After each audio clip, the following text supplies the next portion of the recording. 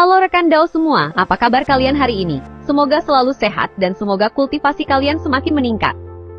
Mimin kembali hadir menemani rekan Dao semua untuk membahas salah satu misteri paling menarik di dunia Record of Immortals Journey to Immortality.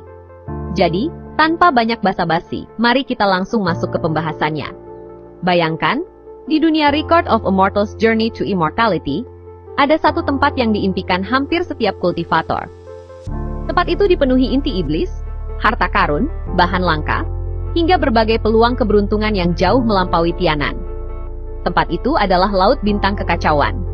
Di sanalah Han Li berkali-kali memperoleh kesempatan besar yang mengubah jalan kultivasinya.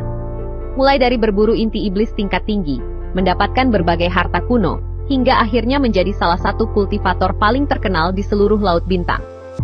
Kalau memang tempat itu sekaya itu, lalu mengapa para kultivator jiwa baru di Tianan tidak berbondong-bondong pergi ke sana? Bukankah mereka mampu terbang selama bertahun-tahun? Bukankah umur mereka mencapai ribuan tahun? Kalau hanya menyeberangi lautan, seharusnya itu bukan masalah besar. Namun kenyataannya justru sebaliknya. Selama puluhan ribu tahun, hampir tidak ada kultivator Tianan yang berhasil mencapai Laut Bintang dengan kekuatannya sendiri. Bahkan banyak kultivator jiwa baru, tahap akhir tidak pernah berani mencobanya. Jadi, apakah laut tak bertepi benar-benar seluas itu?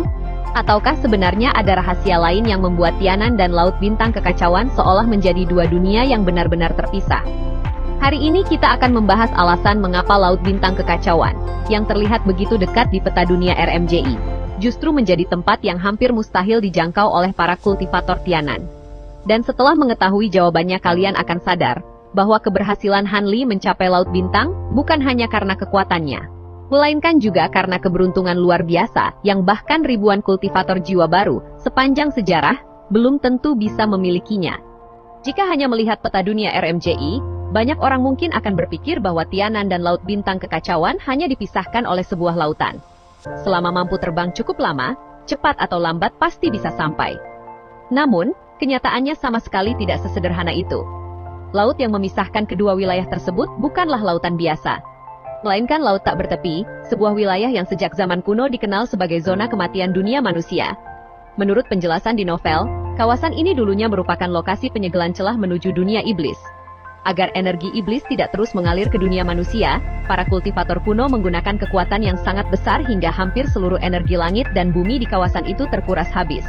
Sejak saat itulah laut tak bertepi berubah menjadi wilayah yang hampir tidak memiliki energi spiritual. Bagi manusia biasa, mungkin hal itu tidak terasa. Namun bagi seorang kultivator itu adalah mimpi buruk. Saat terbang dalam waktu lama, seorang kultivator akan terus mengonsumsi energi spiritual di dalam tubuhnya. Biasanya energi tersebut dapat dipulihkan dengan menyerap energi langit dan bumi di sekitarnya. Tetapi di laut tak bertepi, hal itu sama sekali tidak bisa dilakukan. Artinya, selama perjalanan mereka hanya bisa mengandalkan batu roh dan pil pemulih yang dibawa sejak awal. Masalahnya, laut tersebut jauh lebih luas daripada yang dibayangkan siapapun. Di novel bahkan diceritakan bahwa pernah ada seorang kultivator ukur jiwa baru tahap akhir yang membawa persediaan batu roh dalam jumlah sangat besar, lalu mencoba terbang melintasi lautan itu. Ia terus terbang, selama lebih dari 1 tahun tanpa berhenti. Namun daratan di seberang tidak pernah terlihat. Saat batu rohnya hampir habis, ia akhirnya terpaksa berbalik arah. Bahkan untuk kembali pun ia nyaris kehilangan nyawanya. Kisah itu kemudian menjadi bukti bahwa luas laut tak bertepi telah melampaui batas kemampuan kultivator jiwa baru. Sejak saat itulah, semakin sedikit orang yang berani mencoba menyeberanginya. Namun ternyata, habisnya energi spiritual bukanlah ancaman terbesar di laut tak bertepi. Karena di balik lautan sunyi itu, masih ada penghuni yang jauh lebih mengerikan dan telah menunggu siapapun yang nekat melintas. Kalaupun seorang kultivator berhasil mengatasi masalah energi spiritual, bukan berarti perjalanan mereka akan menjadi lebih mudah. Karena ancaman terbesar di laut tak bertepi justru datang dari penghuni lautan itu sendiri. Berbeda dengan Tianan yang didominasi oleh manusia, laut tak bertepi merupakan wilayah kekuasaan para iblis laut. Jumlah mereka sangat banyak. Dan yang paling mengerikan, banyak di antaranya telah mencapai tingkat jiwa baru, bahkan sebagian sudah mampu berubah wujud menjadi manusia. Di daratan saja, menghadapi satu iblis tingkat jiwa baru sudah bukan perkara mudah. Apalagi di lautan. Karena di habitatnya sendiri, kekuatan para iblis laut meningkat jauh lebih besar. Sebaliknya, para kultivator manusia justru berada dalam posisi yang paling tidak menguntungkan. Mereka harus terus menghabiskan energi spiritual untuk terbang. Belum lagi harus menjaga perisai pelindung dari serangan bawah laut. Jika pertarungan berlangsung terlalu lama, persediaan batu roh dan pil pemulih akan terkuras jauh lebih cepat. Dan ketika energi spiritual mulai habis, kematian hanyalah masalah waktu. Belum lagi laut tak bertepi dipenuhi berbagai bahaya alam yang sulit diprediksi. Kabut laut misterius dapat mengganggu indera spiritual para kultivator. Retakan ruang bisa muncul secara tiba-tiba dan langsung mencabik siapapun yang terlalu dekat. Ditambah lagi masih terdapat sisa-sisa energi iblis dari zaman kuno yang membuat perjalanan semakin berbahaya. Karena itulah, bahkan kultivator formasi inti puncak yang nekat memasuki laut tak bertepi, hampir dipastikan tidak akan pernah kembali. Melihat semua bahaya tersebut, mungkin sebagian rekan Dao akan berpikir, kalau terbang langsung terlalu berbahaya, mengapa para kultivator Tianan tidak menggunakan formasi teleportasi kuno saja? Bukankah dengan sekali teleportasi mereka bisa langsung tiba di Laut Bintang Kekacauan? Sayangnya jawaban dari pertanyaan itu justru membuat perjalanan menuju Laut Bintang menjadi semakin mustahil. Bukankah pada zaman kuno para kultivator sering berpindah antar benua menggunakan formasi seperti itu? Secara teori, jawaban itu memang benar. Namun kenyataannya, jalan tersebut sama saja tidak pernah ada bagi sebagian besar kultivator. Di seluruh Tianan, hanya ada satu formasi teleportasi kuno yang diketahui mampu menghubungkan Tianan dengan Laut Bintang Kekacauan. Masalahnya, formasi itu tersembunyi jauh di dasar sebuah tambang batu roh terbengkalai di negara Yue. Selama bertahun-tahun, tidak ada seorang pun yang mengetahui keberadaannya. Bahkan jika seseorang cukup beruntung menemukannya, ia tetap tidak bisa langsung menggunakannya.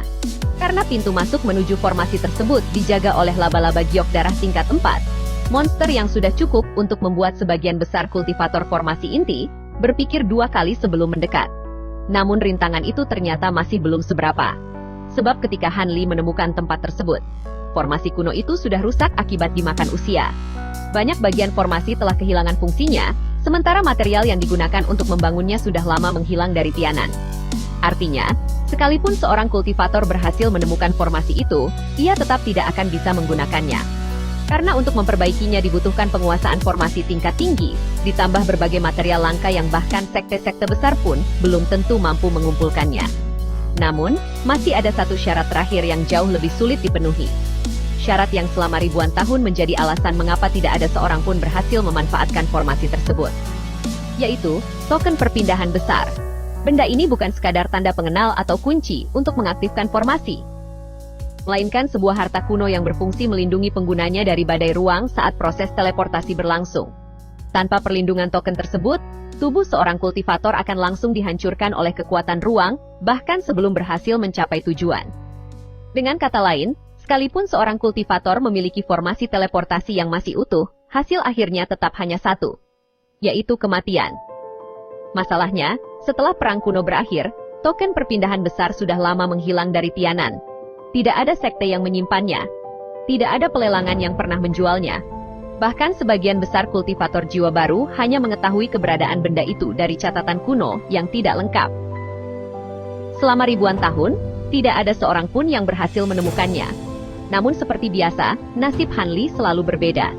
Secara kebetulan, ia memperoleh token perpindahan besar dari jasad Ji Xuan, seorang kultivator yang berhasil berpindah dari Laut Bintang ke Tianan pada masa lampau. Sayangnya, Ji Xuan telah mengalami luka yang terlalu parah akibat perjalanan tersebut. Tidak lama setelah tiba di Tianan, ia akhirnya meninggal dunia. Bersamaan dengan kematiannya, rahasia mengenai dunia di seberang laut tak bertepi juga ikut terkubur. Han Li mungkin menjadi satu-satunya orang yang memperoleh warisan paling berharga dari perjalanan Ji Xuan. Karena tanpa token itu, mustahil baginya menggunakan formasi teleportasi kuno. Namun jika dipikirkan kembali, keberhasilan Han Li bukan hanya karena menemukan token tersebut. Selain itu, ada faktor lain yang membuat Han Li akhirnya berhasil mencapai Laut Bintang Kekacauan. Yang pertama adalah Xin Ruyin. Saat Han Li menemukan formasi teleportasi kuno yang menghubungkan Tianan dengan Laut Bintang Kekacauan, formasi tersebut sebenarnya sudah rusak parah akibat dimakan usia. Banyak bagian inti formasi telah hancur, sehingga tidak mungkin digunakan oleh kultivator biasa. Namun, Xin Ruyin adalah seorang jenius dalam bidang formasi. Dengan pengetahuan dan bakatnya yang luar biasa, ia meneliti setiap pola formasi kuno tersebut, memperbaiki jalur energi spiritual yang rusak, hingga akhirnya berhasil mengaktifkan kembali formasi teleportasi kuno itu. Berkat jasanya, Han Li memperoleh satu-satunya jalur aman untuk meninggalkan Tianan tanpa harus mempertaruhkan nyawa menyeberangi laut tak bertepi. Faktor kedua adalah botol hijau misterius. Harta karun inilah yang menjadi fondasi perjalanan kultivasi Han Li. Berkat kemampuannya mempercepat pertumbuhan tanaman spiritual, Han Li mampu mengumpulkan sumber daya dalam jumlah besar, termasuk bahan-bahan yang dibutuhkan untuk mengaktifkan formasi teleportasi kuno. Tanpa botol hijau misterius, Han Li kemungkinan besar tidak akan memiliki sumber daya maupun kekuatan yang cukup untuk memanfaatkan formasi tersebut dan mencapai Laut Bintang Kekacauan. Jadi, keberhasilan Han Li mencapai Laut Bintang Kekacauan bukan hanya karena usahanya sendiri. Xin Ruyin membuka jalan dengan memperbaiki formasi teleportasi kuno, sedangkan botol hijau misterius menyediakan sumber daya yang memungkinkan formasi itu diaktifkan. Kedua faktor inilah yang menjadi kunci perubahan nasib Han Li, membawanya meninggalkan Tianan dan memasuki dunia kultivasi yang jauh lebih luas. Setelah mengetahui semua rintangan tersebut, mungkin sebagian rekan Dao akan berpikir, kalau memang begitu sulit untuk mencapainya, apakah Laut Bintang benar-benar lebih baik daripada Tianan? Jawabannya, belum tentu. Memang benar Laut Bintang dikenal sebagai surga bagi para pemburu inti iblis. Di sana, jumlah monster iblis jauh lebih banyak dibanding Tianan. Bagi kultivator yang berani mengambil risiko, kesempatan memperoleh inti iblis, bahan penyempurnaan artefak, hingga berbagai harta dari laut memang jauh lebih besar. Namun sebagai gantinya, tingkat persaingan di sana juga jauh lebih mengerikan. Wilayah Laut Bintang Dalam dikuasai oleh Istana Bintang, yang dipimpin pasangan orang suci Istana Bintang, serta aliansi kontra bintang, yang dipimpin oleh aliran kebenaran yaitu Wan Sangu, dan aliran iblis, yaitu Saint Iblis 6 Jalan. Kedua kekuatan itu telah menguasai Laut Bintang selama bertahun-tahun, dan memiliki fondasi yang sama sekali tidak kalah dengan kekuatan besar di Tianan. Sementara itu, wilayah Laut Bintang Luar merupakan dunia para iblis laut. Jumlah monster tingkat tinggi di sana hampir tidak terhitung. Banyak di antaranya bahkan telah berubah wujud, dan memiliki kecerdasan yang tidak kalah dengan manusia. Artinya, seorang kultivator jiwa baru dari Tianan yang berhasil tiba di Laut Bintang, belum tentu langsung menjadi sosok yang kuat. Sebaliknya, ia tetap harus memulai semuanya dari awal. Mencari tempat berpijak, mencari sumber daya, dan bertahan hidup di tengah persaingan yang tidak kalah kejam. Di sisi lain, meskipun Laut Bintang kaya akan inti iblis dan hasil laut, wilayah itu justru memiliki satu kekurangan dibanding Tianan, yaitu urat nadi roh dan obat spiritualnya.